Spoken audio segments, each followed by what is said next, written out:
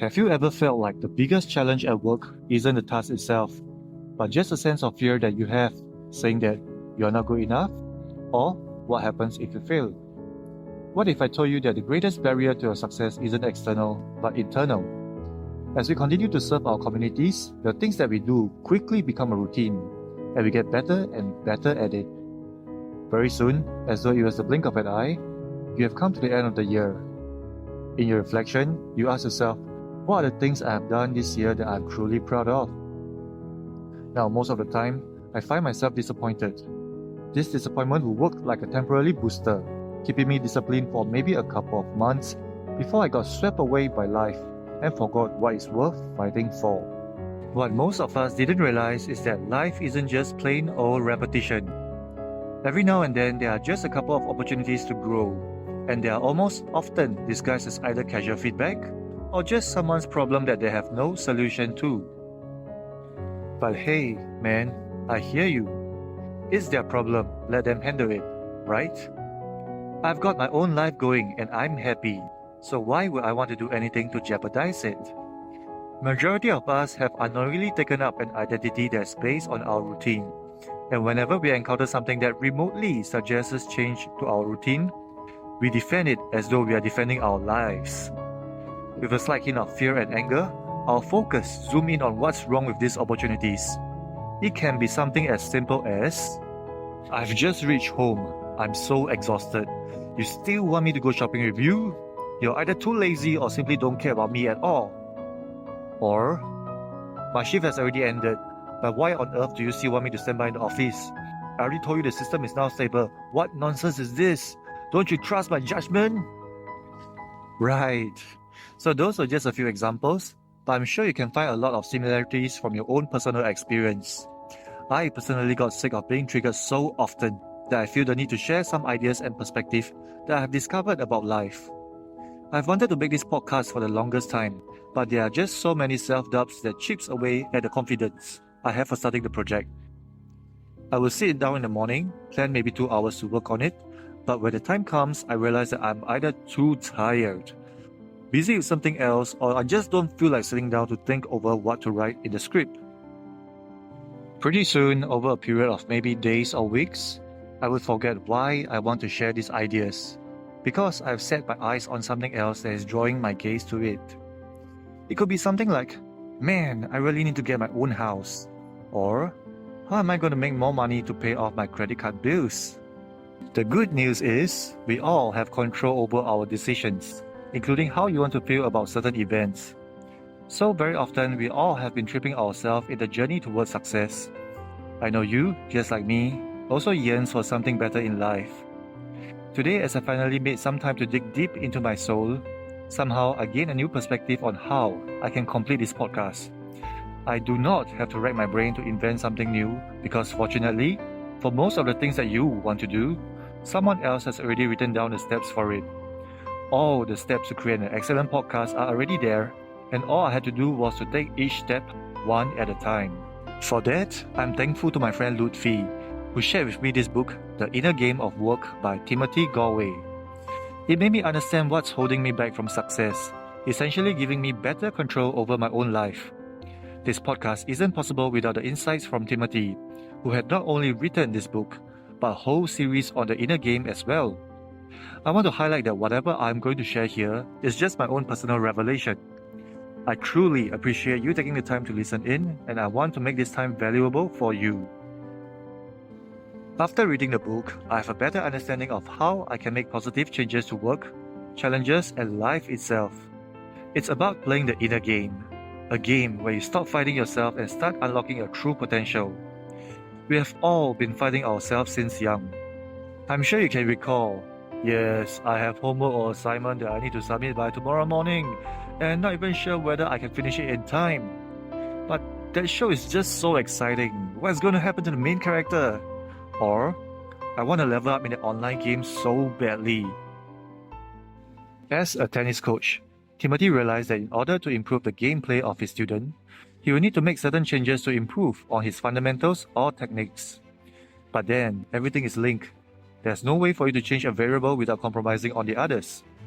The quest then quickly evolved into how do you effectively change the performance of someone without having him getting in his own way. To do that, Dimitrii introduced the concept that there are two versions of you. It is as though one of you only wants to work on their assignment, and the other one only wants to binge on entertainment. Let us call the logical, critical voice critical. Then there is the second version of you that is the intuitive performer, and we'll call him physical, like your physical body. So, most of the time, critical wants to do things his way and will do anything to keep it that way. It makes you second guess yourself, magnify your fears, and block progress. Then there's physical, who just wants you to do what is comfortable and intuitive. At some point in life, I'm sure even you have tried to fight or kill physical, the one that does whatever you feel like doing at any point of time. Whenever I zoom out to look at my life, I always think about my goals and dreams. I always recall what Les Brown said. Imagine, if you will, that you're on your deathbed. Standing around you are the ghosts of your ideas, dreams, abilities, and talent given to you by life. But you, for whatever reasons, did not act on your ideas. You did not pursue your dreams. We never get to see your abilities and talents. And there they are, staring at you with their large angry eyes, saying, "We came to you, and only you have given us life, and now we must die with you." I have lived for 36 years. Even though I do not know how much time I have left, it is definitely considered a significant fraction of my life. And I know that if I don't take action, my dreams and goals loses their chance to inspire happiness and prosperity across the generations following mine. But at the same time, critical says, "You gotta do better, man. Look around. You're so far away from your dream." But physical says, "This is so tiring. Give me a break." Now, I find that most of my life is driven by my critical voice. What is the next step that I'm going to take? But deep down, I know something doesn't feel right. However, the two versions of selves are what makes us a whole, and there's no way to eliminate one or the other. If these are the cards that we are dealt with, how can we play the game such that we can reach our peak performance? This is where once again we benefit from the wisdom of Dimitrii. He came up with the formula: performance equals to potential minus interference. I'll say that again. Our performance is equivalent to our innate potential minus the interference that hinders it. We tend to sabotage ourselves by allowing the thoughts in our mind to run rampant, generating self-doubt, fear, or simply overthinking. If we somehow can reduce such interference, then naturally our potential will skyrocket. I would love to have the power to design my life such that I get to spend more time with the people I love, or simply doing the things that I love to do. That is why, if you haven't read the book, I highly recommend you borrow from a friend or simply click on the link below to get a copy for yourself. Okay, then, how do we minimize interference? The first concept is to prioritize observations over judgment. We have conditioned to judge ourselves harshly. I mean, when you were young, your parents or guardians were there to keep you in line, keeping you safe and correcting your behavior such that you would naturally avoid as much danger as possible. For example, a father might say something like, "Hey boy, what you doing? Don't be a bloody fool. You're only 15 years old and you're trying to kill yourself with the smoke. Do you know how dangerous smoking is? Before you die, you're gonna feel so much pain from the cancer in your lungs. You're not stupid, so why would you want to give up all the good things you can have in your future?" And then, as we get older, we start to take over the responsibility of watching out for ourselves. Sticking to the familiar becomes the best way to keep us safe, but it also hinders us from venturing into new territories. It is as though we generate this fear to keep ourselves from committing to changes. I agree to a certain extent with the saying, fear stands for false evidence appearing real. Now, forgive me for not being able to find the origin of who made the quote. A lot of times we get worn down by simply thinking about potential obstacles. We say no to potential solutions that is not only beneficial for others, but it can even relieve your own agony. This is because in the moment, it felt more painful to make that commitment. We are bound by the identity of our routine, and it becomes our comfort zone. For example, you might want to get a higher paying job, but you tell yourself, "Nah, I don't think I even want to cope with that level of stress. Hence, you didn't even bother to apply for the job. You thought of planning a nice vacation with your loved ones, but you worry about it putting a dent on your budget. For me, I've always wanted to run my own projects, but I'm too afraid to leave my current job because it is still a stable income. But then, how are we able to disempower our fears so that we have the confidence to take the next step? You see, you are the director of your own emotion. What you choose to focus on naturally appears bigger or brighter and can even drown out the other details. Take for example, have you ever heard of the invisible gorilla? There are many attempts on this selective attention test. In the beginning, they ask you to count how many passes of a basketball was made by a team wearing white shirt. And then they show you a total of 6 people, 3 wearing white and 3 wearing black, passing a basketball amongst each other.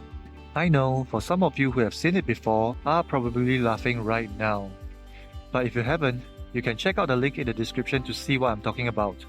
Spoiler alert, towards the end they also ask you, did you see the gorilla? Some of you will be saying, what gorilla? Turns out, 50% of those who watched the video for the first time failed to notice the gorilla mascot casually strolling amongst the basketball players. The point is that we always have a choice of what we can focus on. It is just that we tend to focus too much on the outcome rather than the process. We begin judging ourselves based on potential outcomes even before the game is over. This inherently distracted us from our performance for the game in real time. However, if we were to focus on perfecting only a certain technique or focus solely on a certain task at work, we often find ourselves neglecting other factors which are critical to the outcome as well. I mean, I could follow the recipe to the letter in an attempt to bake the perfect chocolate cake. But if my oven is not properly calibrated to the correct temperature, the outcome might not even be something edible at all. So then, where should we put our focus? Dimitrii recommended that all we needed to do is simply focus on observations. We essentially get a better understanding of the situation at the very moment and let our instinct or physical take over. It is as Bruce Lee so eloquently put it, be water, my friend. Non-judgmental observation frees your mind to adjust naturally. Observation can make the difference between life and death. I so vividly remember it was an ordinary day after school. My junior and I were walking home, waiting for the traffic light to turn green. When it did, my junior wanted to take a step forward, but I instinctively reached out my arm to block him, simply because I heard something unusual. A second later, a car was beating the traffic, just zooming right by about a meter away from us. If I hadn't noticed, he could have died at a young age of 13 years old. Yet so many of us have our focus taken away by insignificant stuff. Recently, there's a video circulating around where a girl was jaywalking, messaging on her phone with a noise-cancelling headset. She casually strolled into a lane where a bus was about to drive by that spot. Luckily, the bus captain was alert and managed to hit the brakes in time. If you are like the girl who just focused on what you think is important and lost track of reality, my friend, it is time to do a reality check and reassess what's really important. But I know for now, most of the time the mind wanders on its own. When it does, you will need to bring your focus back to what is important. So, what really is so important here that I need to observe? This is where you have to identify what are the key variables that affect your performance. And it differs from context to context. Usually, the key variable appears right before your cue to take action, and they influence the outcome. So please take some time to observe and identify such key variables because it is critical to changing the outcome. In the context of tennis, it could be the speed of the ball, the angle at which the ball was hit, etc. If you drive, you will need to be aware of how fast is your vehicle moving and what is the maximum distance you have for your vehicle to stop, just so that you can apply the right amount of pressure to brake in time.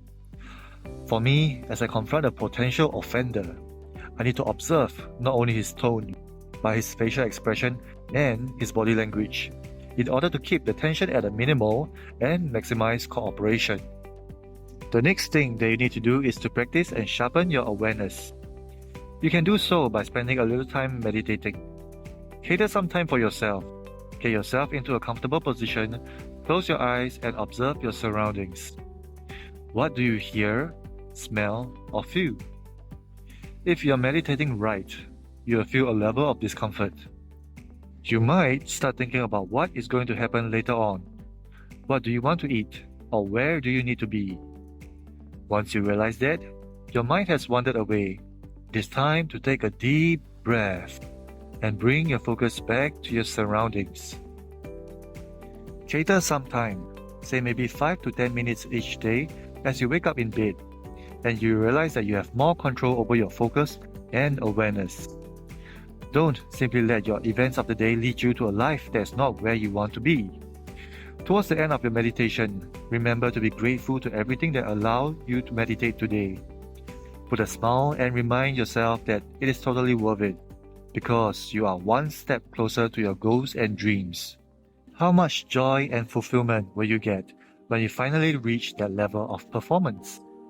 What does finally achieving your goals and dreams mean to you? To me, it means that I get to spend more time with the ones that I love, do more to bring joy, laughter, and prosperity to the people that I care about. The idea is to make it so easy for you to focus on the key variables and allow your intuitive physical to react accordingly. This is where you enter the flow state. Critical, then stop judging your action as it becomes preoccupied with observations, and your body appears more relaxed as well. So, let's work together to bring your life to the next level. If you like, listen to this podcast every now and then as you go for a walk or a jog, because too often in life, after we have attended a class, we become very quick to forget the majority of what we have learned. We are blessed to have Dimitrii Gallwey doing the groundwork for us, laying down the formula for breaking the barrier to the next level of performance. And it's not just for sports, but in whatever context that you would like to improve. Remember, first, we want to identify what are the key variables that affect your performance. Then, practice observing them and allow yourself to react naturally to those observations.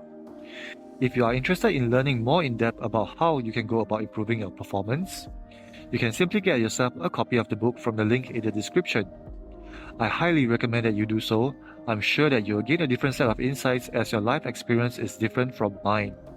I have put the link to buy the book in the description below for your convenience. And if you'd like to get more of such content, please like and subscribe to my channel, as I'll be sharing my personal insights and reflection from various authors that inspired me, and hopefully you too in time to come to lead a better quality of life. Thank you for staying with me for the past 18 minutes. I wish you a great day or night ahead, and I'll see you in the next video.